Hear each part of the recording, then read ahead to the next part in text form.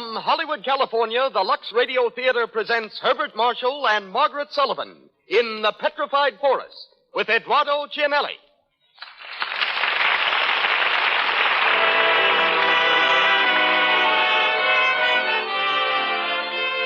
Lux presents Hollywood. Week after week, these programs come to you, ladies and gentlemen, because week after week you make them possible through your loyalty to our products. And the Lux Radio Theater is the means our sponsors take of showing you their gratitude. Starring for you tonight are Herbert Marshall, Margaret Sullivan, Eduardo Cianelli, and Donald Meek. You will hear from two special guests, Charles J. Smith, superintendent of the Petrified Forest National Monument, and Nick Janios, manager of that famous movie restaurant, the Café de Paris at 20th Century Fox Studios. Our music is directed by Louis Silvers, with our entire production in the hands of that master showman, ladies and gentlemen, Mr. Cecil B. DeMille.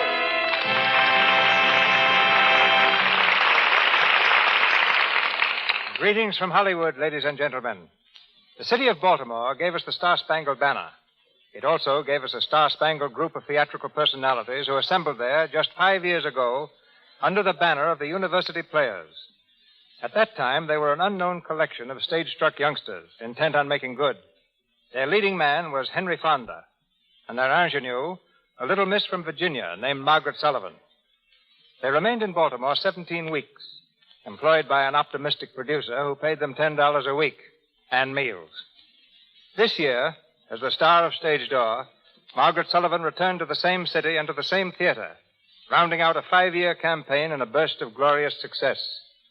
When Margaret was in college, her English professor returned an essay she had written with the brief but uncompromising comment, "For heaven's sake, stop acting." Margaret was just stubborn enough to ignore him, reasoning that a girl must have some fun. She's been acting ever since. With her love for the legitimate stage, keeping her from Hollywood all too long. She's back here now, however, and starts work shortly on a new film. Margaret has a farm in New Jersey, cooks excellent onion soup, likes fishing, and doesn't mind at all if you call her Maggie. This is her debut in the Lux Radio Theater, and we hear her as Gabby in Robert Sherwood's great play, The Petrified Forest. It's always a particular pleasure to announce the return to our program of Herbert Marshall. When last year, Mr. Marshall was filming the Paramount picture Angel. Since then, with Barbara Stanwyck, he's made Breakfast for Two at RKO. His role tonight is that of Allen Squier. Two other splendid performers also make their Lux Radio Theater debut tonight, Eduardo Cianelli and Donald Meek. A comparative newcomer to pictures, Mr. Cianelli is already duplicating in films the brilliant record he established on the legitimate stage as a character actor. He comes to us as Duke Mantee, while Mr. Meek plays Gramp, Wallace Clark, Mr. Chisholm, and Frank Milan plays Bose. Our play begins. The Lux Radio Theater presents Herbert Marshall and Margaret Sullivan in The Petrified Forest with Eduardo Cianelli and Donald Meek.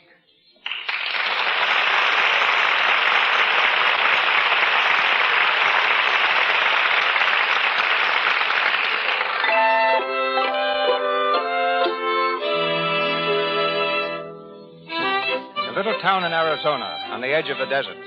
It's a few minutes before noon, and the First National Bank is the scene of the usual midday activity. There's a line at the teller's window and a general quiet hum of conversation. Suddenly, the front door is thrown open, and 4 men stand in the doorway, leveling machine guns. Stand where you are, everybody! Cut that game off. Shut up! This is a stick-up, folks. Now, everybody just stand still and you won't get into no trouble. This is Duke Mantee here, and he don't take no fooling. Now mind the gap. Get that door back there. Cover the door, Hank. Don't let anyone in. Okay, Duke. Got the door, Jackie? It's in the drawer. Open up, you. I'm speaking to you, Teller. Open it up yourself. Why, you... Don't argue with him. Open it. Let me give it to this wise guy, will you? I'll take care of him myself. You got the door? Yeah, all set, Duke. Open the door, Duke. Right. Now, everybody stay right where you are. And if any wise guy's looking for trouble, remember, a Tommy gun makes a noise like this. That's just to give an idea. All right, Jackie, let's go.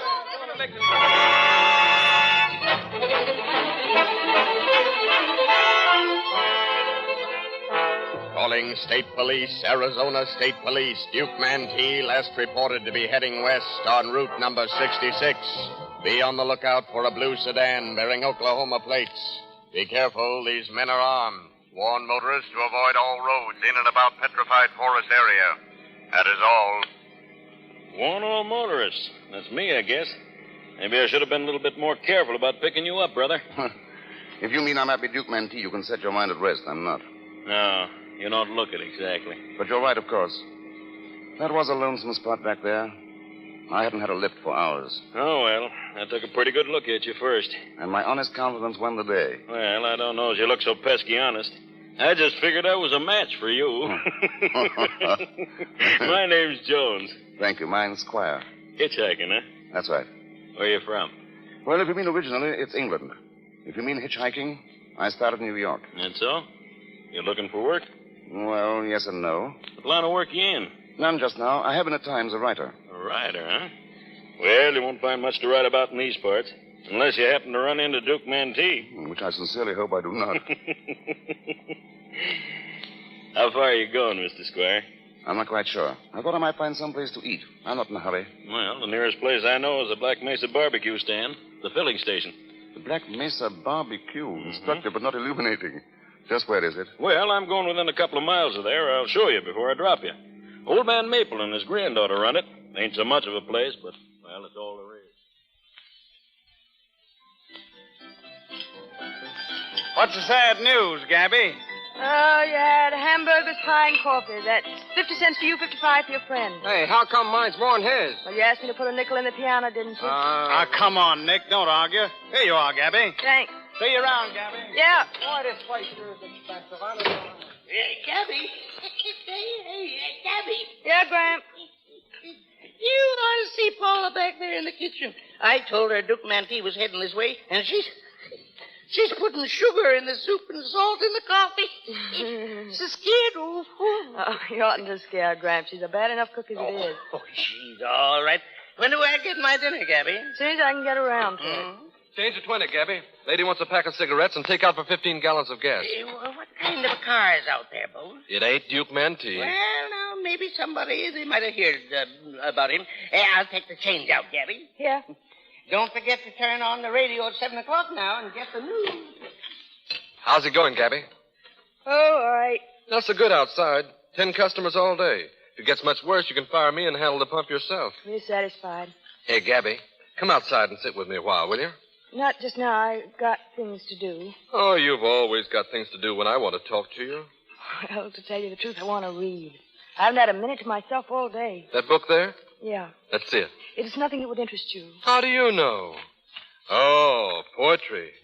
The shapely, slender shoulders small, long arms, hands wrought in glorious... Oh. I told you wouldn't like it. Do you? Sure. It makes me forget where I am. You sure hate this place, don't you? Well, I didn't like it much when I first came. Then why do you stay? You ought to know that, Gabby. You can call me a sap if you want to, but I'm falling in love with you. Yeah? Have you ever been in love before? No. Have you ever said you were? Why, sure, lots of times. Did they believe you? Well, certainly they did. But I couldn't fool you, Gabby. I wouldn't want to. Don't you like me at all? Sure, I like you. But not much? Some. Enough for you, not enough for me. What's the matter with me, Gabby? Nothing. Rose, why do you wear that football jersey? Huh? Number 42.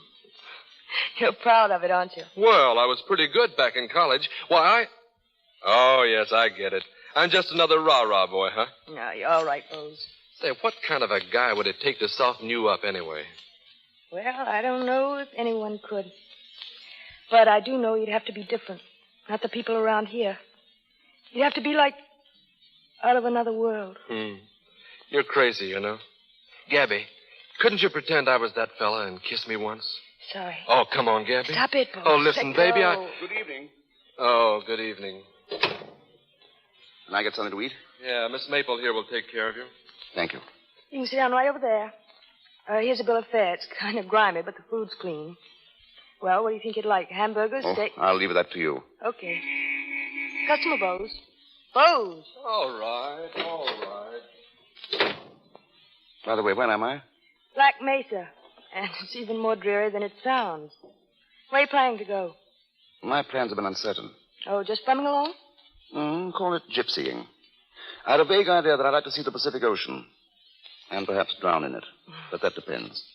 Where'd you come from? Quite a long way, Miss Maple. Is that the name? Yeah, that's it. You're English, aren't you? Call me an American, once removed. Why? I could tell you didn't belong around here. Is that a compliment? Sometimes I'm afraid I don't belong any place. I'll go get your dinner.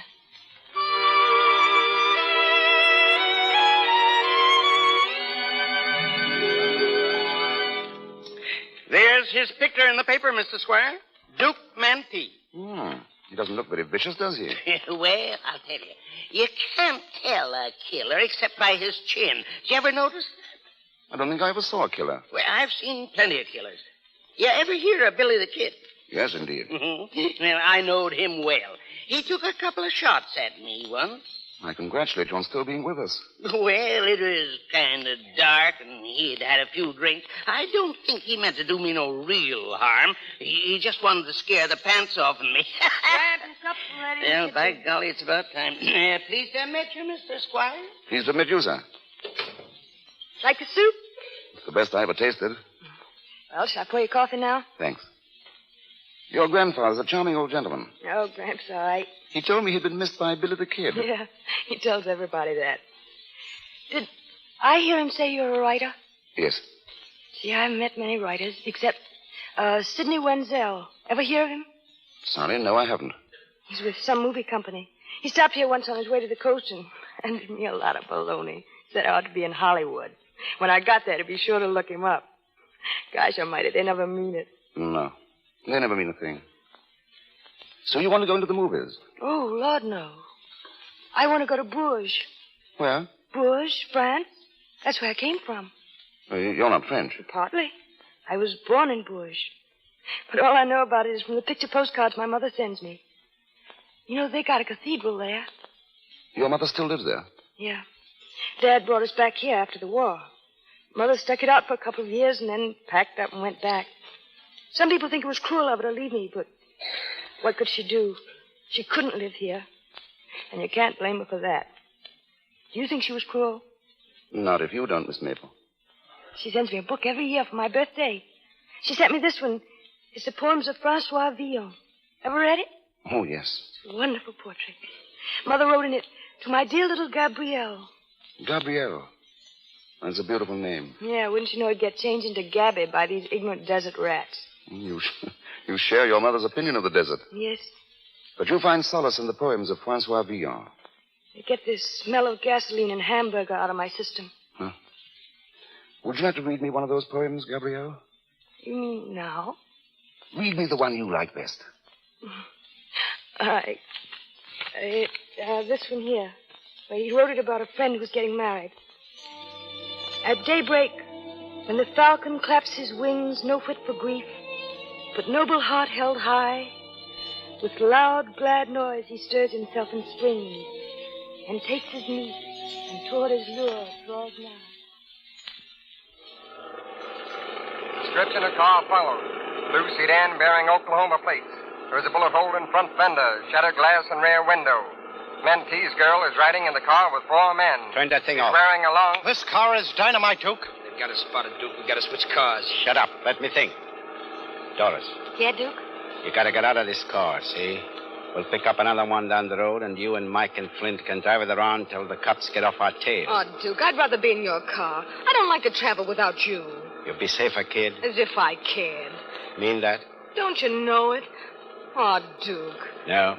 You got to switch, kid. We'll get rid of this car, too, as soon as we get a chance. We'll meet you later. Where, Duke? There's a filling station about 10 miles past the crossroads. That's liable to be your hot spot, Duke. Then we'll cool it off. We'll take over the joint and stand up an army. You meet us there, Doris. It's a joint called the Black Mesa Barbecue.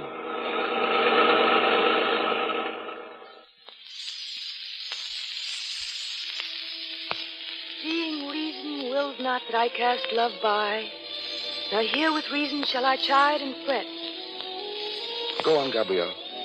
nor cease to serve, but serve more constantly. This is the end for which we twain are met.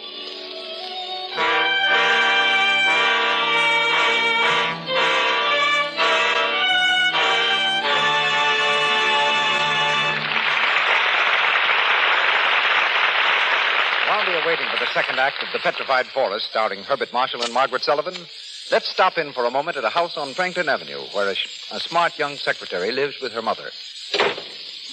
Mother. Oh, there you are. Oh, please be an angel pet and press my white evening dress. Ooh, well, there's no knowing where a Kansas cyclone will strike next.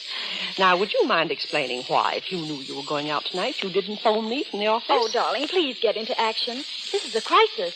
I'm going dancing with the boss's son. Really? And I couldn't call you because I was taking dictation all afternoon. And now I'm a little frazzled around the edges. I won't have time to do the dress My myself. dear, you do look tired. Why don't you take a little nap? You'll feel so much better. Nap? Oh, I haven't the time. Anyhow, I know something better and quicker.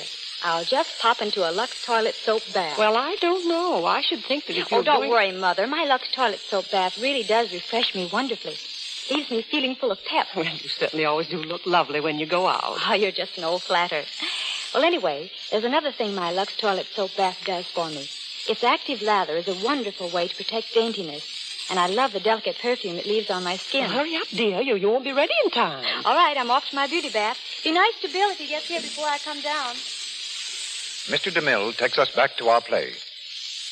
Herbert Marshall, Margaret Sullivan, Eduardo Cianelli, and Donald Meek continue with The Petrified Forest.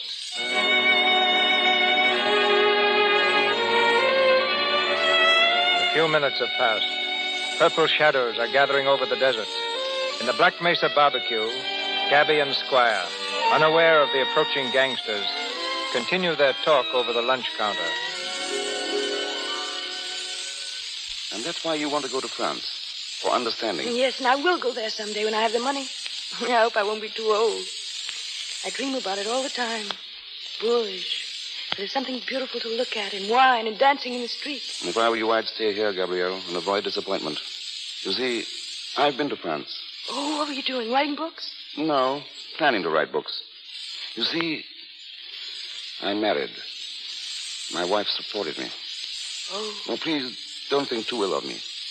I once actually wrote a book. What was it, fiction? In a sense. It was a novel. Not very successful, I'm afraid. It cost my publisher quite a lot of money. It also cost him his wife. You see, she divorced him and married me. She saw in me a major artist who only needed a background to bring him out. She gave it to me with a fine view of the Mediterranean. For 8 years, I reclined on my background, waiting for the major artist to step forth and write. But he didn't. And you've left your wife now? Yes.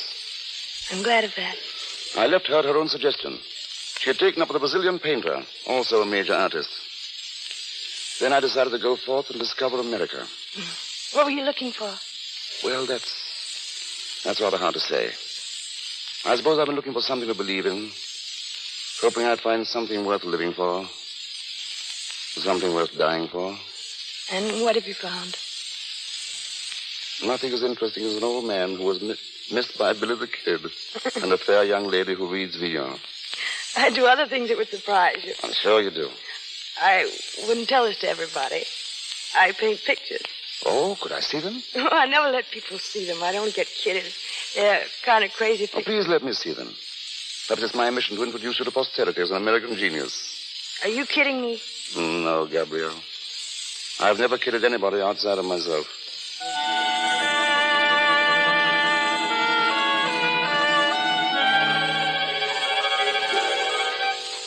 Mr. Bowles, you don't like your dinner? What? You don't like your dinner, Mr. Bowles? Oh, sure, Paula. I always like what you cook. What about you no eat? Well, I'm just not as hungry as usual. Well, you sit and look at that door. And you look at that door. Oh, come on. You eat your dinner, eh? What do you suppose they can find to talk about all this time? Oh, don't you worry. Eat your soup. He'll be gone soon, and you'll have it all by your lonesome again. Well, you can't go too quick for me.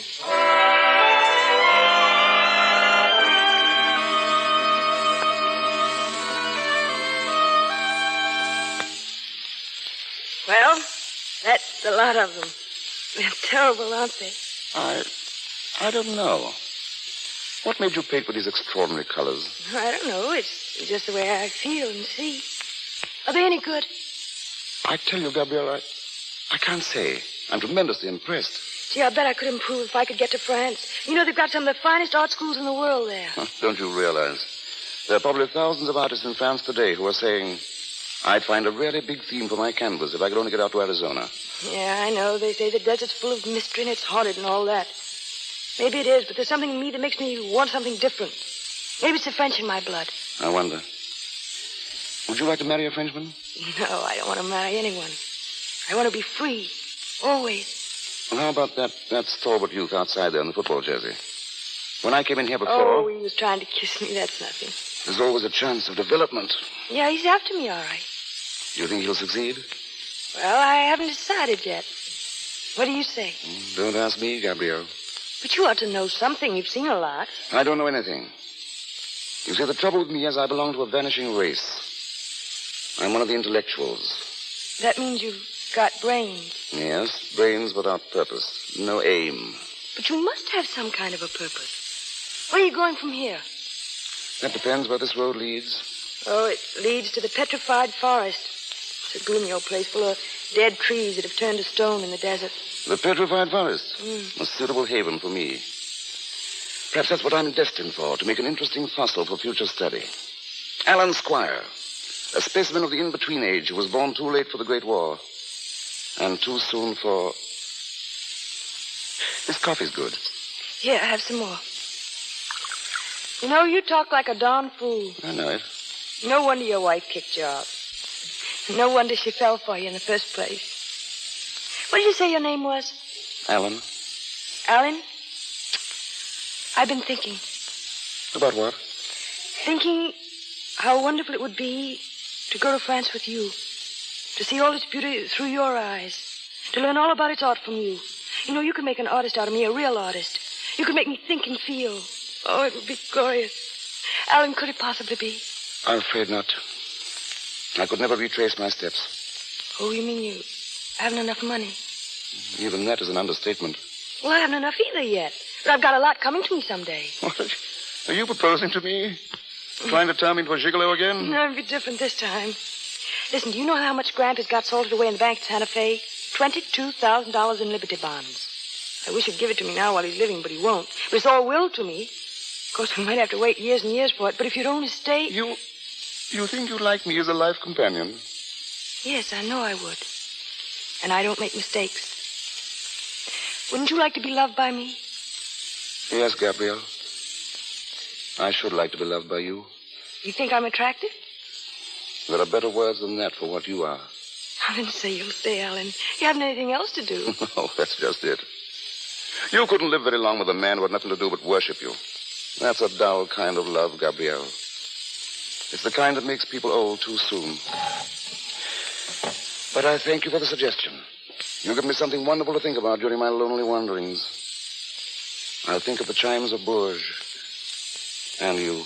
Oh, you mean you're going now? Yes. Well, I can't stop you. No, Gabrielle, you can't. But you can do me one great favor before I go. Would you mind very much if I kissed you goodbye? No, I wouldn't mind. You would understand that it would be nothing more. Yes, I'd understand. It's just a kiss. That's all. That's absolutely all. Gabrielle. So, that's what's been going on in here. Who do you think you They are? opened Bose. Just because she's cute and sweet, you thought you could get fresh, Oh, huh? he didn't get fresh. He only wanted to kiss me goodbye. Yes, the impulse is rather hard to explain, but You needn't wait to explain. Just pay your check and get out. Very well. How much do I owe, Miss Maple? 30 cents. He's been eating all this time and only ate 30 cents? Keep quiet. 30 cents, eh? That's very reasonable indeed. But that brings us to another embarrassment. I haven't got 30 cents. I haven't anything. Oh, you haven't, huh? What have you got in your pack there? Shirts, socks, a passport, an insurance policy. And you thought you could pay with a kiss, did you? Why, I'll... Take your hands off him, Bose. There's a car outside. See what they want. Good evening. Good evening. We'd like some gas and oil, please. All right, Bose. How much? My chauffeur will tell you. That's nice of him. Oh, and I'd like some cigars, please. Don't forget the cigarettes, George. Oh, yes, dear. I know. How far is it to the Phoenix Biltmore, young lady? Oh, about 200 miles. I imagine we can make it by midnight. Well, goodbye, Miss Maple. Oh, just a moment, Allen. Excuse me, sir. What? Would you have room in your car for another party? Well, who is it? This friend of mine, Mr. Squier. He's on his way to the coast. He hasn't a car just now. He's an author. Have you any luggage? Just this rucksack on my back. Oh, wait a minute. Joseph. Joseph! Yes, sir? Something you want, sir? Well, do you think it's all right to give this man a lift to Phoenix? I'm not carrying any concealed weapons. Do you mind if we verify that? Not at all. Go right ahead, Joseph. Yes, sir. Well, I guess he's all right, Mr. Chisholm. Oh, very well. Well, I'm glad to have you with us. Hurry up, please. Oh, come on, dear. Well, I've been waiting for you. Well, thank you, Miss Maple. I'll remember your kindness. Oh, just a moment. I forgot to give you your dollar change. Oh, no. I wanted you to keep that. Sorry, but tipping is un-American. We don't allow it. Go on, take it. Thank you. I suppose I'll never see you again, Gabrielle. No, that's the way it is in a gas station. They come and they go. But somehow or other, I'll repay that dollar. Lord knows when. Perhaps we'll run into each other someday in bush. Perhaps. Goodbye, Gabrielle. Goodbye, Allen.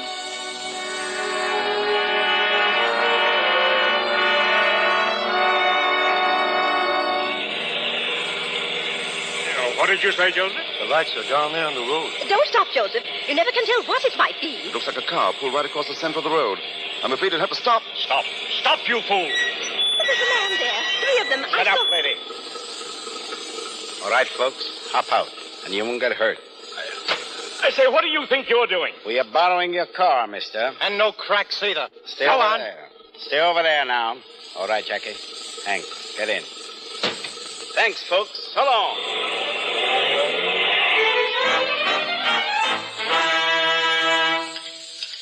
Can I help you with those plates, Gabby? No, thanks. Funny guy, that panhandler. When he was getting in the car, I got feeling kind of sorry for him and tried to slip him some change. You did? Yeah, but he wouldn't take it. Handed it back. Didn't mind holding you up for a meal, but he had too much That was pride. awful nice of you, Bose. I appreciate it. Say, you talk as if you were nuts about him. I'm not nuts about him. Well, if you appreciate it so much, how about being a little nice to me for a change? Yeah, I'd like to be nice to you, Bose. I'd like to be nice to everybody. Well?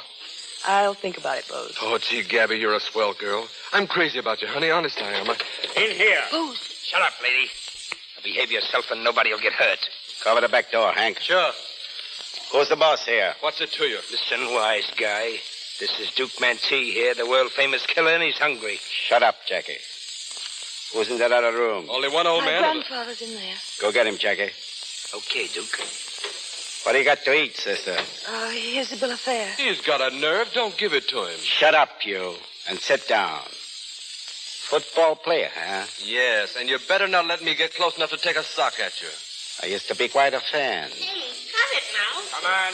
Come on in here. Here's the old man. Sit down, Pop. So you're Mantee, huh? You're the killer. That's right, Pop. But just sit tight and you'll be okay. You needn't think I'm scared of you. I've no real killer. Gabrielle. Allen, why did you come back? There's some bandits around here. Yes, so we heard. They stole Mr. Chisholm's car. All right, buddy, take it easy. Oh, my friend of the road. Sit down, pal, down here. Why, thanks. I'd be delighted. That's Duke Mantee, Mr. Squier. What did I tell you about a killer's chin, huh?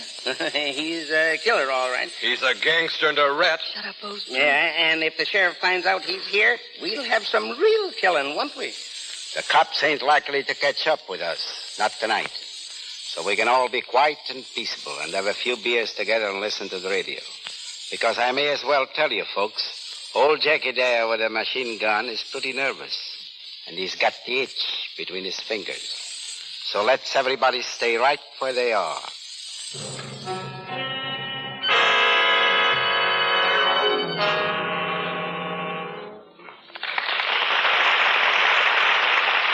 We pause for station identification.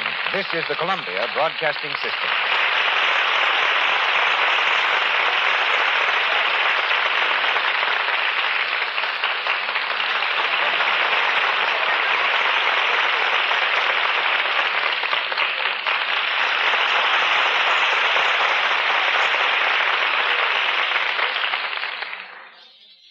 Act 3 of our play, starring Herbert Marshall and Margaret Sullivan, will be heard shortly.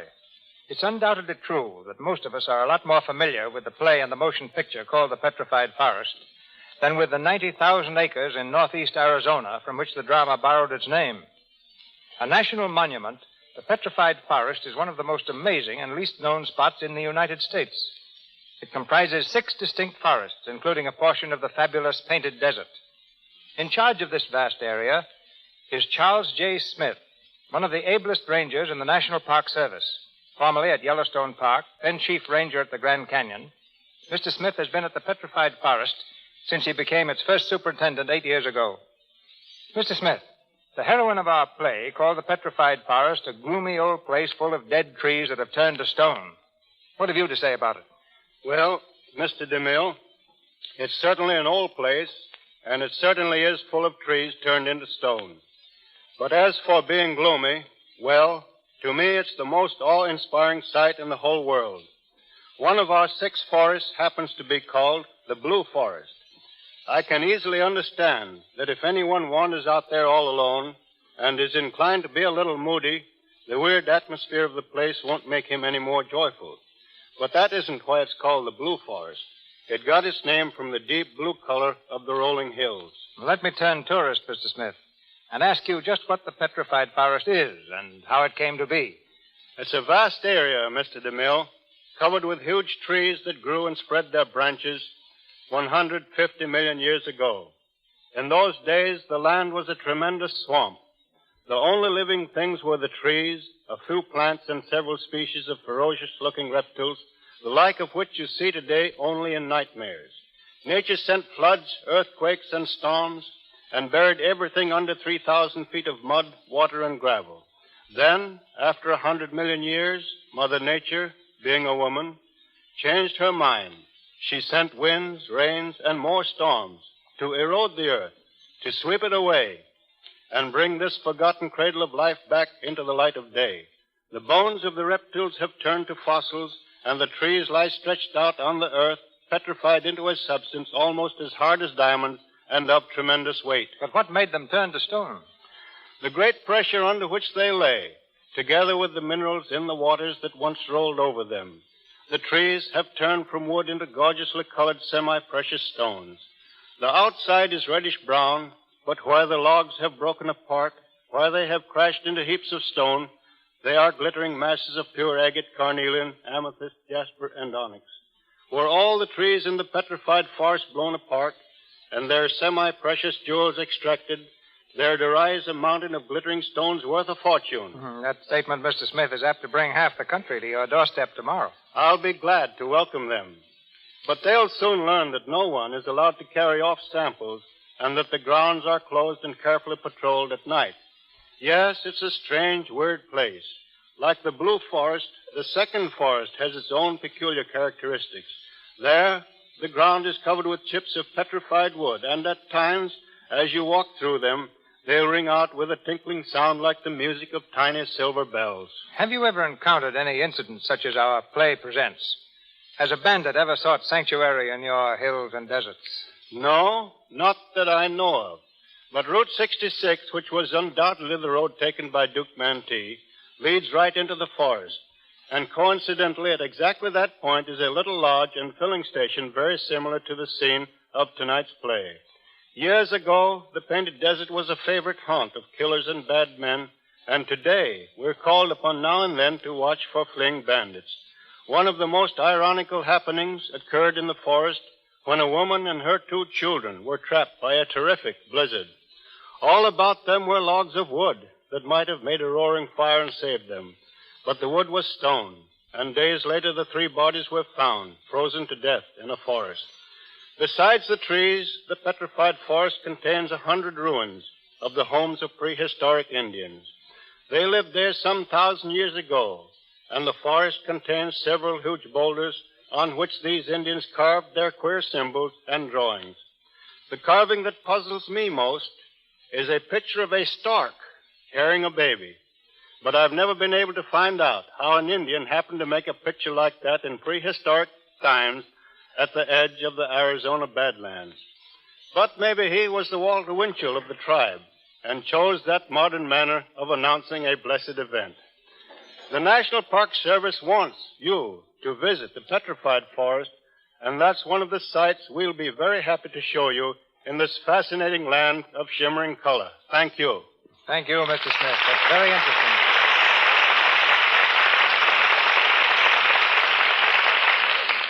The Petrified Forest, starring Herbert Marshall, Margaret Sullivan, Eduardo Cianelli, and Donald Meek.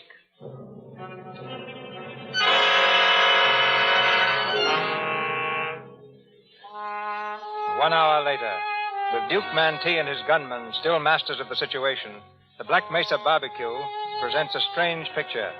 Gabby, Allen, Gramp, and Bose are huddled together near the counter. On the other side of the room, the gangsters sprawl comfortably in their chairs, listening to the radio, machine guns resting on their knees.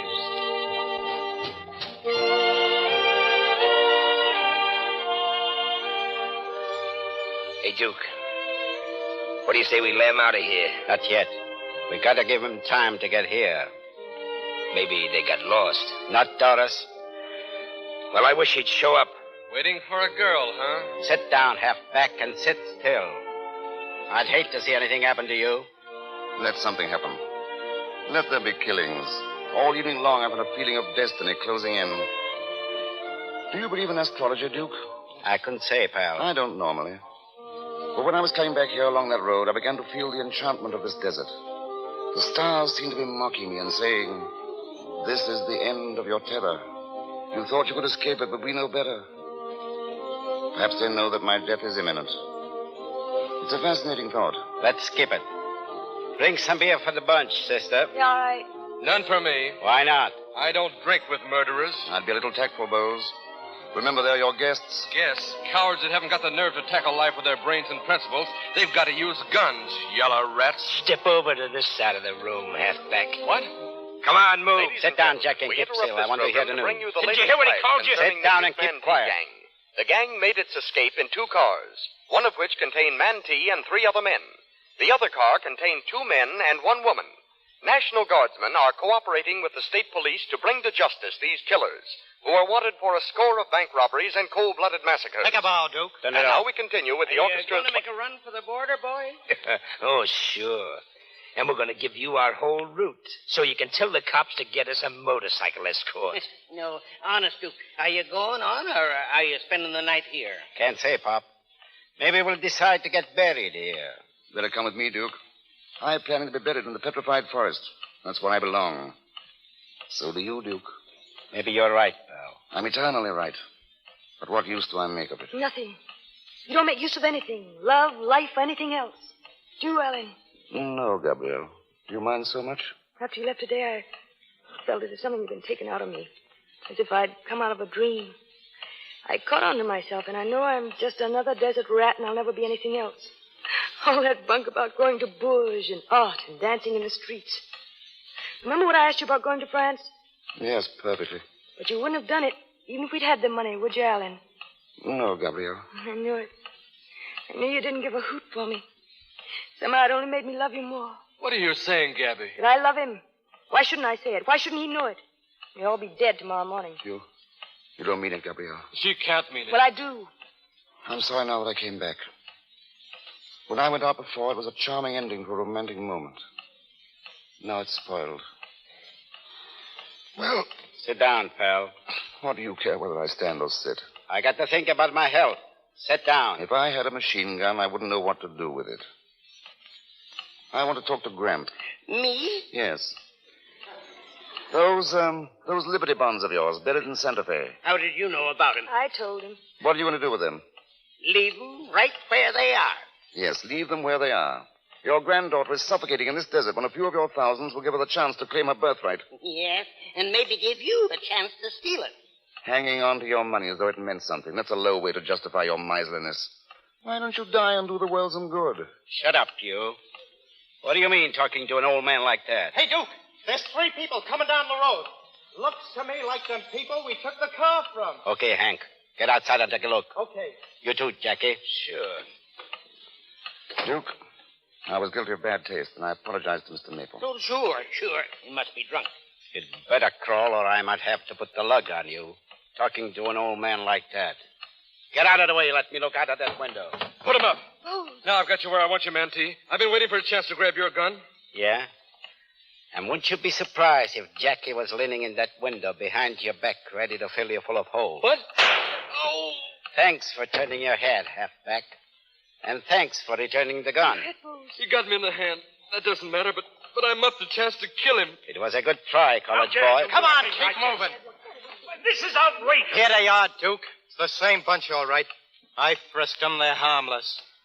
I don't know what frisk means, but he pawed us all over. Come on, step on it. Sister, Yep. take the halfback outside and bandage him up. Okay. Go with him, Jackie. And you might tie him up and leave him there. Sure. Come on, get going. I demand to know the meaning of this. It has no meaning, Mr. Chisholm, has it, Duke? I don't know, pal. But if Mr. Chisholm is a smart guy, he'll sit down quiet to join the party.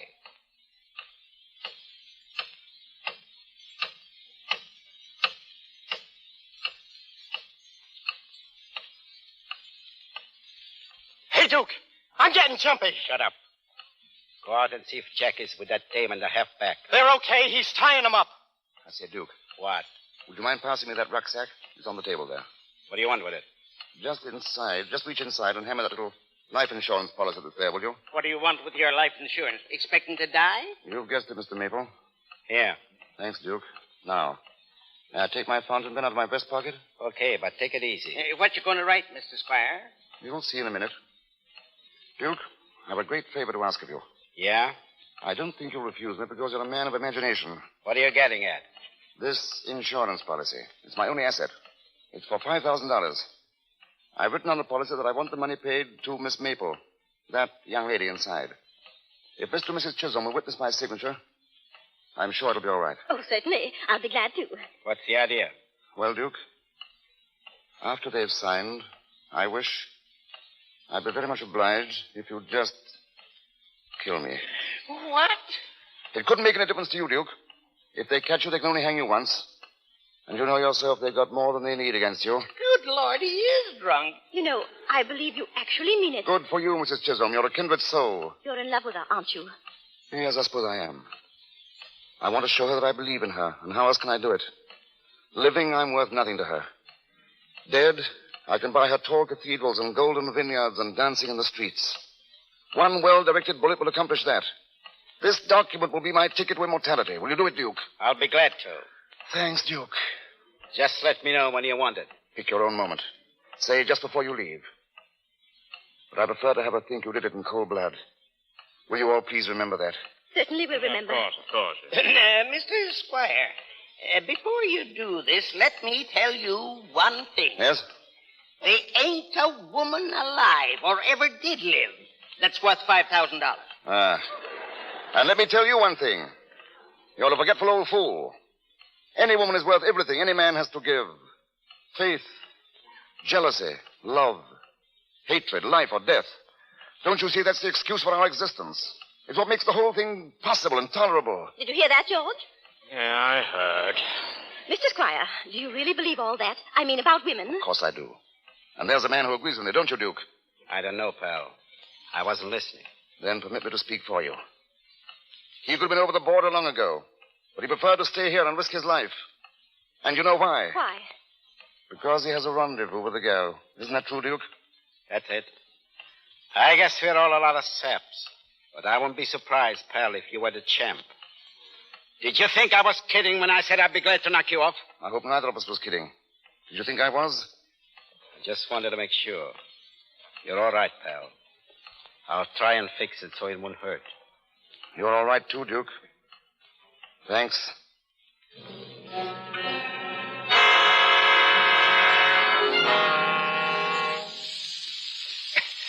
Okay, halfback. These ropes ought to hold you for a while. How's your hand, Bose? It's okay, but don't leave me, Gabby. I'm sorry, halfback, but she's coming back inside with me. Go on, sister. Gabby! Gabby! I tell you, Duke, we got to blow. We'll give him 10 minutes more. Here's the dame, Duke. Say, what's this about 10 minutes? You heard it. Turn on that radio. 10 minutes. Gabrielle, I got to speak to you. You can wait until after they're gone. I can't wait. I mean, when they go, I go. I have to tell you now that I love you.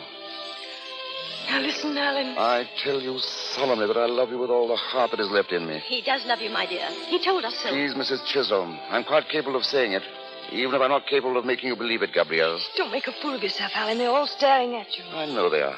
But you've got to believe it, and you've got to remember it. Because, you see, it's my only chance of survival. You'll find a line in that verse of Vion that fits. Thus in your field, my seed of harvester will thrive. Alan, dear, I think you're kind of crazy. And I guess I am, too. And that's why I think we'd be so terribly happy together. Don't say that, Gabrielle. Why not when I believe it with all my heart? Well, maybe we will be happy in a funny kind of way. Alan, Hey, get away from that guy. Leave him alone. Alan, if you're going away, I'm going with you wherever it is. No, Gabrielle.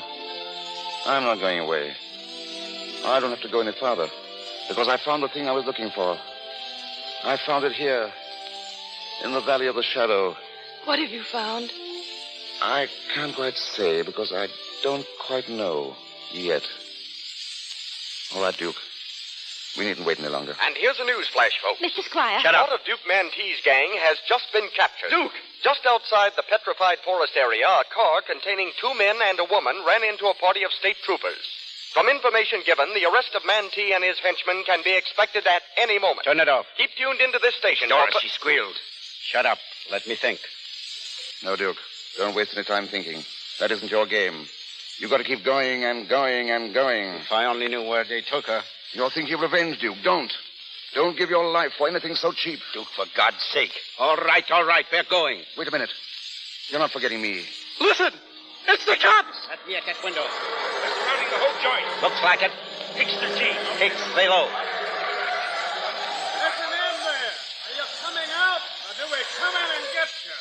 We're talking to you, Duke Mantee. Come in and get it, you dirty lout. Get down, you fool. You're staying here till we get a break. Mantee, you have no right to endanger the lives of innocent people. You folks better get down on the floor. Lie close together here in the middle. Here, let me help you, Gramp. Right. Come here, Gabby. Where is the light switch? To the right of the door. Turn them out, Jackie. How many are there of them, Duke? 6 or 7. Nothing to worry about. Gabrielle. Yes, Alan. It's an inspiring moment. United States of America versus Duke Mantee. There goes the neon sign. It almost restores in me the will to live and love and conquer. How do you feel about it, darling? I don't know, Alan. And I don't care. Alan, when you get to France, what do you see first? The fields and forests of Normandy. And then... What, Alan? And then Paris. Paris is such the most marvelous place in the world. All places are marvelous when you've someone to love. Even here? Especially here, darling. As long as I live, I'll be grateful to Duke Mantee. Alan, will you please kiss me? Oh, Gabby. Gabby, darling. All right, boys. Get on our way. Get out the back way and grab the car. Now it's going to be all over. Not for us, Alan, never. You better stay where you are, folks, for a while. Come on, Hank. Duke, wait. Alan, keep down. Duke, you promised. Get out of my way. You can't go. You know what you said. Get out of my way or I'll... Yes. Duke, yes. You still want it? No matter whether I want it or not, you've got to. Okay, pal. Here you are. Come on, Duke. He missed it. Alan, look at me. Grab, get Bose. Quick, tell him to get a doctor. Hurry. I will. Alan. It doesn't hurt. Or at least it doesn't seem. Went into this lung, I think. Oh, it's all right, darling. Gabby, Bose, Graham, somebody come quick. They were right, Gabrielle. The stars, I mean. I had to come all this way to find a reason. Duke understood what it was that I wanted. I hope you will be happy. Gabrielle. What, Alan? What? Don't worry. I'm not going to be a crybaby. No matter what happens, I'm not.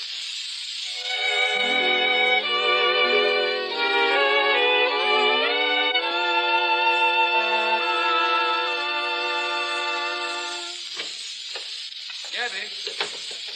What, Rose? They got Mantee, Gabby. Did they? How is that fella? The doctor's in with him now. He's pretty bad. Oh, gee, that's tough. He was a good guy up there. he doesn't come back, we'll bury him out there, in the Petrified Forest. The Petrified Forest? That's what he wanted.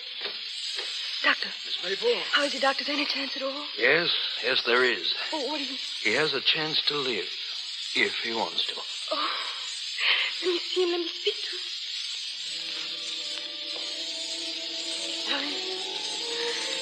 Alan, dear, can you hear me? Gabrielle. Alan, you're going to live. Do you understand? You're going to live, Alan. No, Gabrielle. The stars ordained it. No, the stars have gone. It's morning, darling. Is it? Alan, listen, you must want to live for me. Don't you remember you said you wanted to? Oh, please, Alan, please, darling, don't leave me. No. No, Gabrielle. I won't leave you. Oh, darling. Remember, the poem. Thus in your field my seed of harvester will thrive. For the fruit is like me that I set. God bids me tend it. It's good husbandry. This is the end for which we twain are met.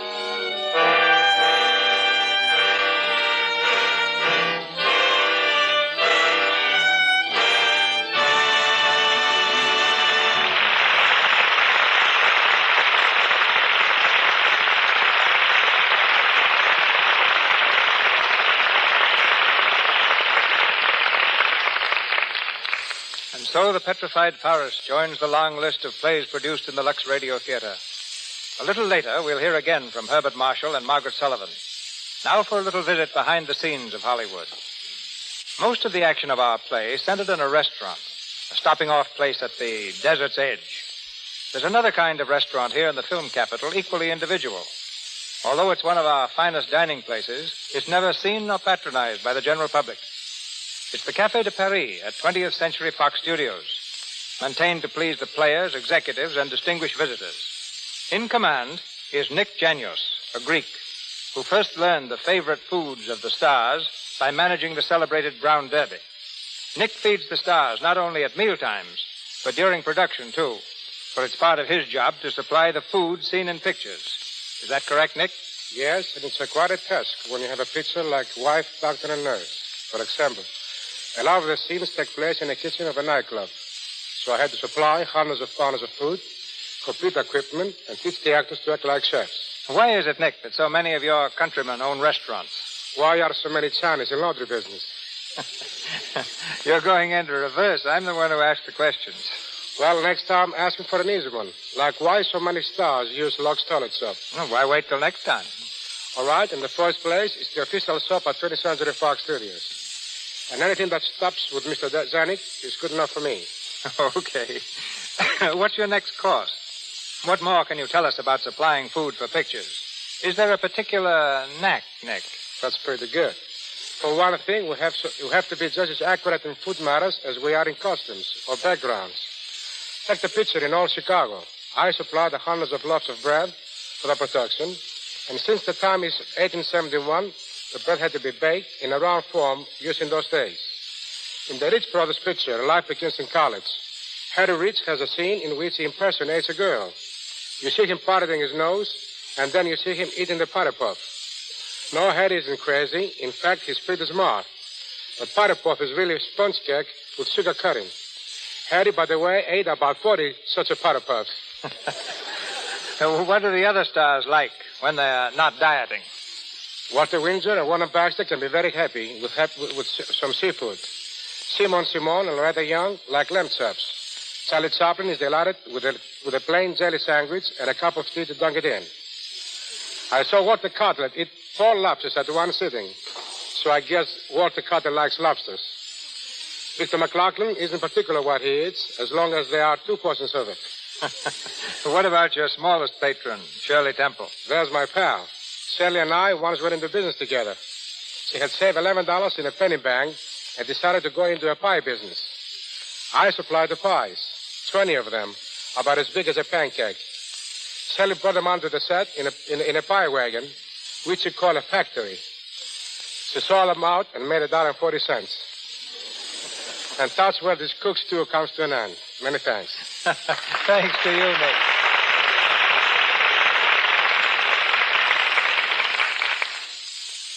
With Herbert Marshall just back from New York, and you, Miss Sullivan, about to depart for your hometown of Norfolk, Virginia, we were very lucky to have you together for tonight's play. Thank you, Mr. DeMille. And it's nice to have a chance to say something about Lux toilet soap. As long as I can remember, I've used Lux toilet soap at camp, in school, in college, in the theater, and in Hollywood. I guess that's the best indication of how good I think it is. Now, I think it's about time we heard from Mr. Marshall. Oh, thank you. Several years ago, ladies and gentlemen, when I left London and came here, I encountered many new things. New people, new country, new customs, and a new day soon upon us, called Thanksgiving. Perhaps Thanksgiving impressed me more because it was new to me. But I've never quite gotten over it, and I hope I never shall. Besides the good fortune which may come to us as individuals, there is that which we all share in common. There's peace in this land. There's freedom and there's work to be done. Dogs still wag their tails. The sun is warm, and sleep still comes at the end of the day. These are great things. For them, let me join you and give thanks. Good night. Good night, Bart. Good night, Miss Sullivan. Ladies and gentlemen, this is your announcer, Melville Ruick. The great show planned for your entertainment next Monday will be announced in just a moment by Mr. DeMille. Tonight, our stars were assisted by Frank Milan as Bose, Wally Mayer as Jackie, George Trevell as Hank, Martha Wentworth as Mrs. Chisholm, Margaret Brayton as Doris, Frank Melton as lineman, Lou Merrill as doctor, Frank Nelson as radio announcer, Ross Forrester as Joseph, and James Eagles as bank teller. Mr. Cianelli is from RKO Studios. His new picture is Hitting a New High, starring Lily Pond. Louis Silvers appeared through courtesy of 20th Century Fox Studios, where he was in charge of music for Second Honeymoon. And now, our producer. What would you do if you woke up some morning and found yourself heir to a huge fortune? Around this theme, dozens of books and plays have been written. Outstanding among them is J. Hartley Manners' romantic comedy, Peg o' My Heart, which tells the story of a little Irish girl suddenly lifted from the deck of her father's fishing boat and deposited in the luxury and splendor of English aristocracy. This is the play we bring you next Monday night, starring the same glamorous personality you saw in the film, Miss Marion Davies. Co-starred with Miss Davies will be Brian Ahern, and the supporting cast of famous players includes Benita Hume, J. Farrell MacDonald, and Gerald Oliver Smith.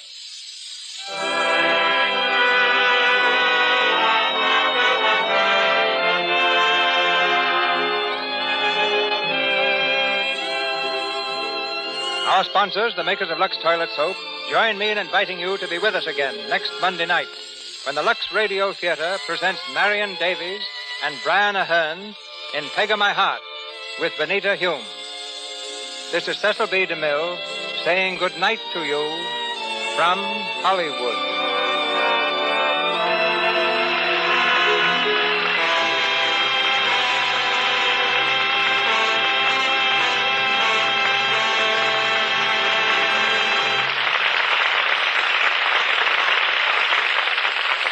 This program, ladies and gentlemen, came to you with the good wishes of the makers of Lux Toilet Soap, the beauty care preferred by 9 out of 10 Hollywood stars. Join us in the Lux Radio Theater every Monday night. Be part of the large audience that gathers weekly from coast to coast to listen to Hollywood's famous performers and the personalities behind the scenes of motion pictures. And now, our sponsors, staff, and all our cast join me in wishing you all a very happy Thanksgiving. This is the Columbia Broadcasting System.